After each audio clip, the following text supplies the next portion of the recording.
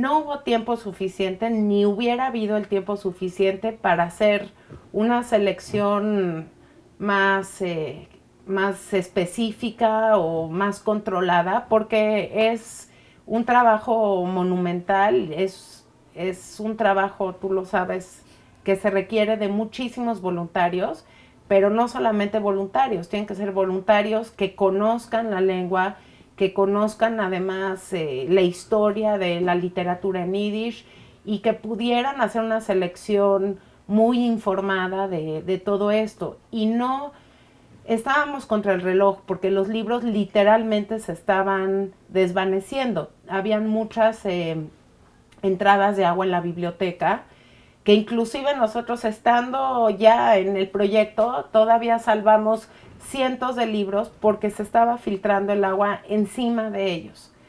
Entonces, bueno, básicamente era abrir un libro, entender si teníamos repetidos, si no había repetidos, y seleccionar lo que pensábamos que era interesante para quedarnos, lo que sabíamos que era interesante para ustedes, también pensando en el Givo y que a ellos tal vez les iba a interesar.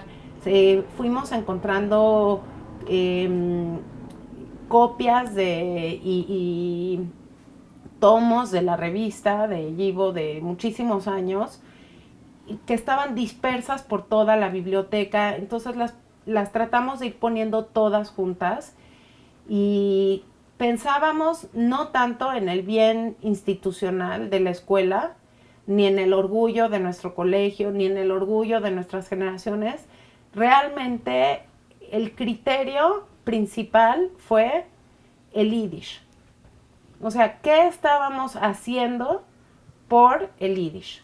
Entonces, si el yiddish, si teníamos que tomar una decisión acerca de un libro, si se queda en la escuela, si se va al Yiddish Book Center, si se va a Europa o si se queda en el centro de documentación o en la Keilah, no era en función de a quién le pertenece este libro, porque el yiddish nos pertenece a todos.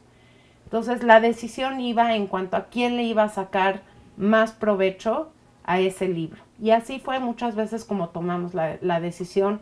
Nos queda claro que hay libros que pertenecen a la comunidad, pero afortunadamente tenemos más de una copia. De la mayoría de las cosas tenemos más de una copia y podían llevárselo al Yiddish Book Center para que se conozca en todo el mundo y también podíamos dejarlo en México para que se conozca y se siga estudiando en México y se queda en las manos de las siguientes generaciones. Entonces, más o menos así fue como tratamos de seleccionar. Muchas gracias, porque sin ustedes esto no hubiéramos sabido cómo hacerlo, de verdad. Los recursos, tanto humanos como físicos, donde podemos guardar todo esto en buenas condiciones, porque no es nada más guardarlo, y es lo que nos ha costado que la gente entienda. No es guardarlo, hay que guardarlo en las condiciones adecuadas para que se conserven físicamente, pero también para que sean accesibles y que sean accesibles universalmente, no nada más para pequeños grupos interesados. Entonces, de verdad, gracias a ustedes porque nos están facilitando esto y nos dejan un poquito más tranquilos en cuanto a la gran responsabilidad que tenemos. Muchas gracias.